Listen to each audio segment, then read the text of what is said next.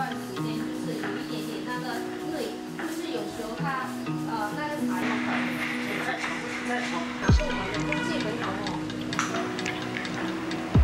Как тебе чай? Такой же, как тот.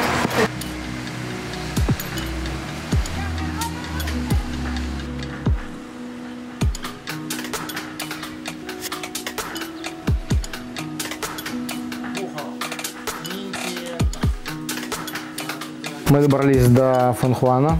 Это родина гуандунских лунов, как вы знаете. Здесь мы уже были не раз, но, как говорится, в хорошие места нужно приезжать снова и снова. Поэтому приехали снова. Сейчас активная стадия производства гуандунских лунов как раз идет. В принципе, похоже, как и в Уишане. По сроку, да, сейчас здесь полуфабрикат у всех уже готов, то есть баншампин. Уже можно попробовать, что получилось. Какие-то сорта еще в процессе сбора.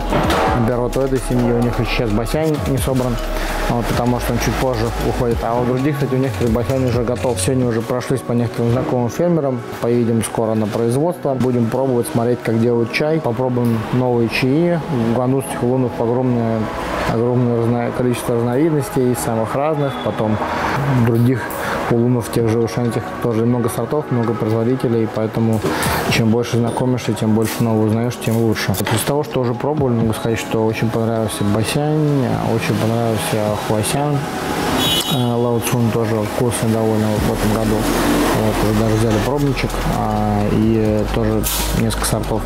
Вот, Шисян пока еще не пробовали. Вот, Лаосянь такой вот тоже сейчас в виде полуфабриката. Будем договариваться о том, чтобы под нас делали именно нужной силы огонь. Потому что мы тоже всегда на уровне полуфабриката, либо на уровне даже свежего листа стараемся убирать сырье, чтобы чай делали под нас. Ну, не везде так получается, но в большинстве мест, чем дальше мы развиваемся, тем больше именно так стараемся делать. Спросил у хозяйки, есть ли кто-нибудь лаоча, то есть кто-нибудь выдержанный старый чай. Вот. Так как они в основном занимаются оптовыми продажами, то у нее, говорит, нету, но она заценила интерес. Она говорит, что мы часто лаочой называем даже чай, которому 1-2 года. Мы сами обычно не пьем чай вот этого урожая, который сейчас вот сделали, да, вот мы обычно ждем, пьем больше всего прошлогодний, потому что он такой более наполненный, насыщенный.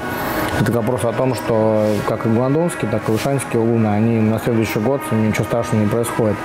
То, что многие, например, спрашивают, вот свежий там урожай там лунов, свежий урожай лунов. Актуально это для лунов слабого огня, то есть для там тигуаниня, там южнофудзянских, для тайваньских лунов слабого огня это актуально. А для лунов гуандунских, особенно сильного огня, для лунов уишанских, в общем-то, год хранения только на пользу. Обычно считается, что если, например, это лун среднего качества, то он может потерять что-то во вкусе уже так года через 3-4, но не раньше.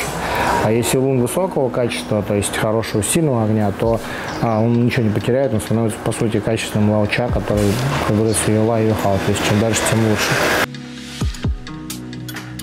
Кстати, в Чаочжоу и в окрестностях тоже много довольно керамических производств, в том числе делающих чайную посуду. Вот, конкретно здесь вот встретил, значит, у хозяйки такой чайничек симпатичный. Вот, керамика очень сильно отличается от зешат, сразу видно, что это другая глина абсолютно. Она, наверное, по свойствам и по ощущениям ближе всего к анисинской керамике, но при этом такое ощущение, что еще такая более плотная, еще менее пористая глина. Вот, то есть она абсолютно точно, я думаю, не нарабатывается, ближе к фарфору по свойствам. Вот, даже видно, что чайничек такой, скорее больше испачканный, чем наработанный. Вот, то есть он не впитал в себя ничего, но при этом очень эргономичное качество, очень приятное. То есть это, ну, как если вы заварите фарфор, например, чайники, то вполне себе неплохо можно пользоваться и таким. Мы пока еще не занимались чайниками из Чаочжоу, вот, и еще керамикой из Чаочжоу, но я думаю, что тоже в будущем обязательно произойдет, может быть в эту поездку, может быть в следующую. Вот, посетим производство, посмотрим, что здесь делают.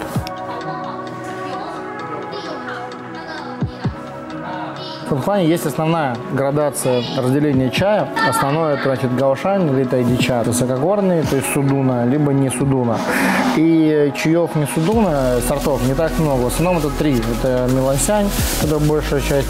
Потом, значит, ешисян и еще даже 4, можно сказать, еще один дауе. И 4, значит, это сюэпянь, который обычно поздний чай. То есть он осенний, зимний, бывает еще поздним весной, даже летом собирают, но это совсем такой простой чай. Сюэпянь считается зимний. Вот сейчас его нет, потому что сейчас весна. И большинство его уже распродали, то есть очень мало где он остался. Весенних в основном сорта 3. Значит, ешисян, мелансян и, собственно, дауе. Все остальные сорта, которые более качественные, более интересные, это уже сорта высокогорные. Ага. Ничего себе. Раз, два, три, 4, 5, 6, 7. Кому 7 лет-то сегодня? Мне. Молодец. Ура! С днем рождения!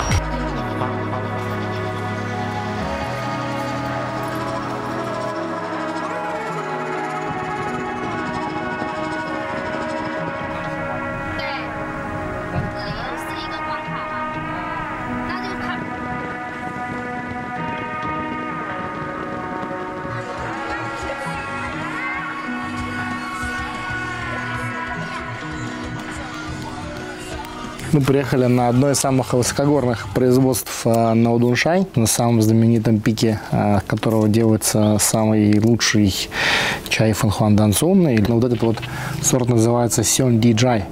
Если как бы литературно перевести, Сёнди — это братишка, друг, там какой-то близкий приятель. А Джай — это, ну, как бы как вот некое образование, как по типу такой деревни или хуторок. То есть круг друзей или какое-то поселение друзей, можно так литературно перевести.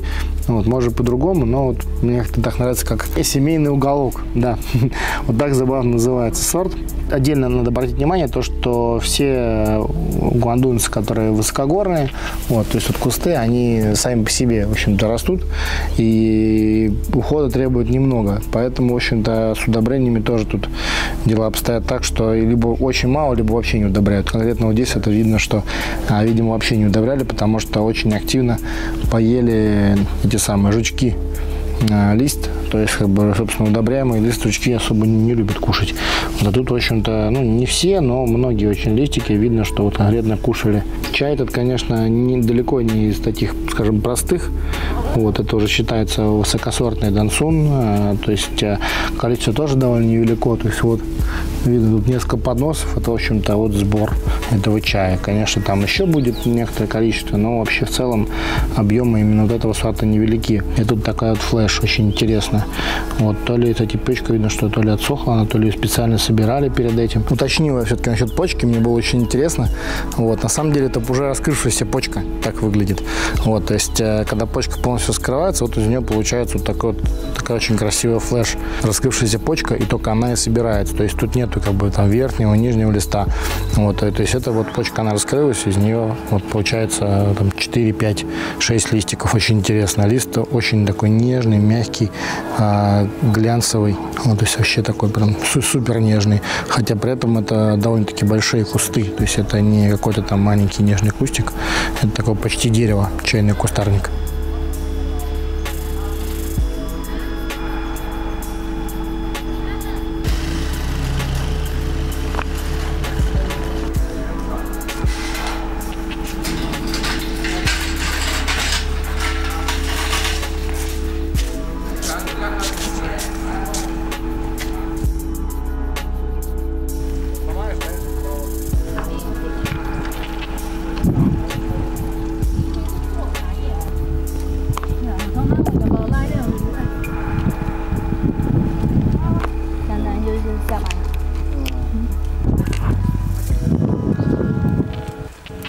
Сейчас уже вечер, сборщицы закончили сбор, сейчас тут немножко еще совсем дособирают, и, в общем-то, все.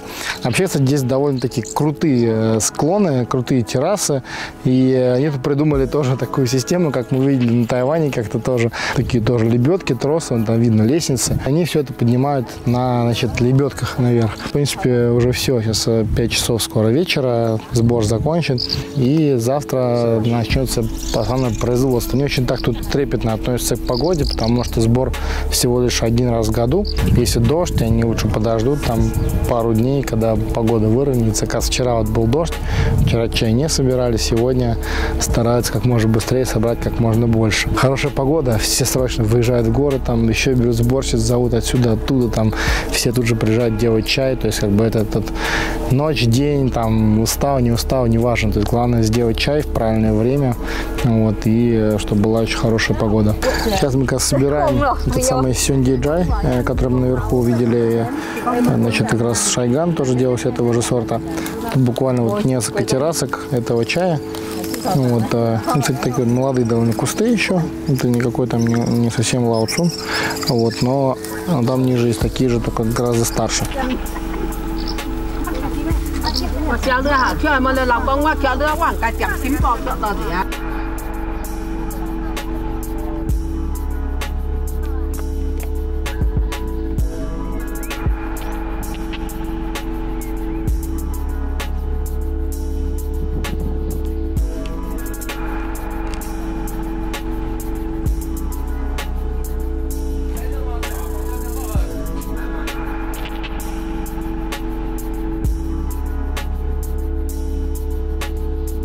Впервые вижу на чайной ферме в горах лифт, причем такой настоящий, шахта. Вообще тут такая хорошая механизация, значит, после того, как сушка на солнце произошла, немножко первую влагу выгнали, значит, они загоняют, значит, подносы с чаем вот сюда в шахту лифта и спускают вниз на первый этаж, где уже идет само производство.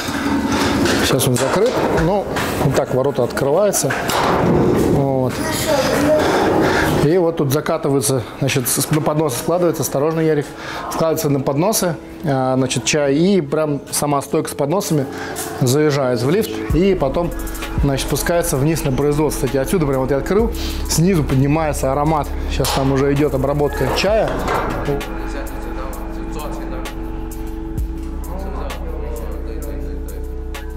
В этих вот самых стойках для подносов они приехали сверху на лифте, вот, и здесь чай, значит, уже обрабатывается.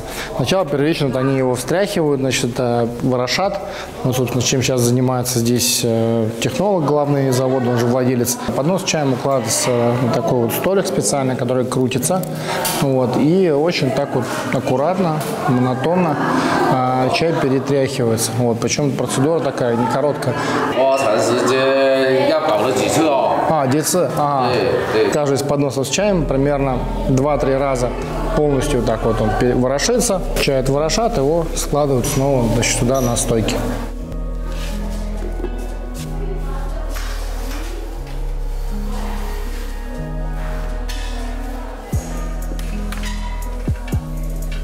Приехал из Юнани, и постоянно на слуху это Шайган. Шайган на самом деле неправильно называется, это все Шайтин, а не Шайган. То есть первичный такой вот, когда черенок становится таким уставшим, да, называется, то есть он такой более пластичным.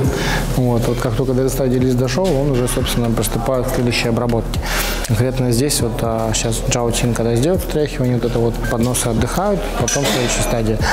Еще обратите внимание, интересно то, что вот это само по себе ворошение, оно очень по-разному делает, то есть каждый мастер находит свой способ, но суть основная такая, просто вот очень такими плавными движениями поворошить листья, причем не сминая их ни в коем случае, то есть стараюсь, смотрю, только очень нежно их ими касаться, ни в коем случае не сжать лист, чтобы из него не вышел сок. Все, теперь практически стадия завершена. Рабочие пойдут кушать, вот сейчас время ужина, чай будет ждать следующей стадии, доходить до нужной кондиции.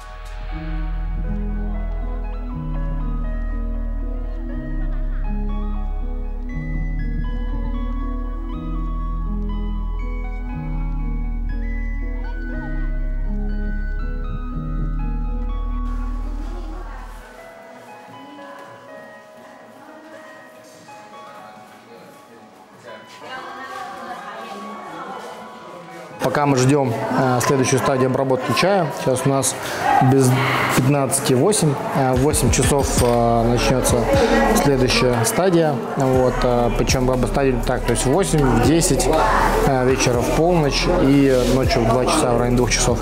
Вот, то есть вплоть до полчетвертого идет работа, потом немножко есть время поспать, буквально часа 4. 4 это в лучшем случае, бывает даже 3,5. Сейчас мы пьем очень интересный чай, который называется Доубинсян. Вот, причем этого чая, его буквально по всему УДУ, в общей сложности где-то меньше 100 зиней собирают в год. Есть всего внутри 3 семей. Вот, в том числе вот у этих вот наших друзей, которых мы сейчас находимся в гостях. Они сделали в этом году вот столько. То есть вот один мешок. То есть всего лишь 10 зини мауча, полуфабрикаты сделали, которые еще нужно с ним поработать. То есть нужно сделать финальный хунбэй. Вот, чтобы сделать хунбэй, но еще поменьше будет, может быть, зини 8.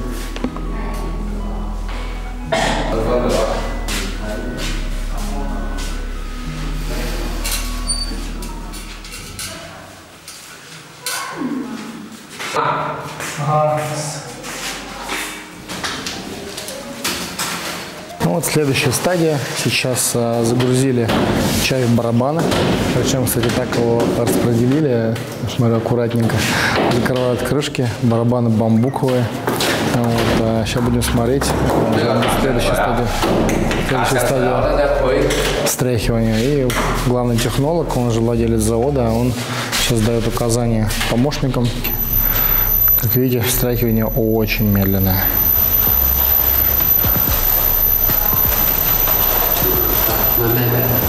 Один раз покрутили, после этого, значит, причем на очень такой медленной скорости. Я специально спросил у технолога, он крутит ли быстрее. Нет, быстрее не крутит. Очень такое нежное обращение с листом. Вот, причем на всех стадиях, вот, которые по камере до текущего этапа мы видим. Значит, потом открывают барабаны и так вот по периметру, по всей плоскости барабана внутри максимально, насколько это возможно, тонким слоем раскладывают. Вот, причем, кстати, у них вот еще второй сорт чая, на него барабанов не хватило, его они вручную полностью перетряхивают. Он говорит, что у нас просто не хватает станков, поэтому один из сортов они перебирают вручную. Но, кстати, я так понял, что он еще более высокосортный, более дорогостоящий.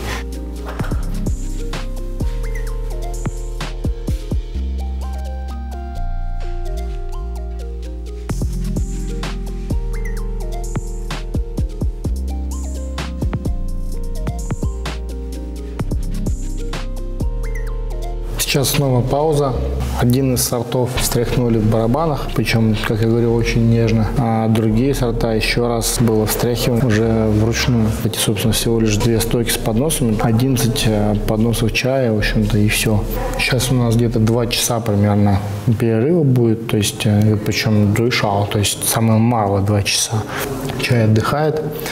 Где-то в полночь продолжится обработка, то есть такое вот очень плавное, кропотливое выделение аромата, потому что аромат все больше, больше, прям супер плавно. То есть я стою, прям он здесь, конечно, яркий, и он поднимается на самый верх, уже прям чувствуется даже в комнатах, там, в доме. Да. Нам как начинающим чайным специалистам, как бы, как сказать, студентам поручили очень важное дело прибраться в цехе, потому что здесь уже так, чистенько, конечно, но чем чище будет, тем лучше.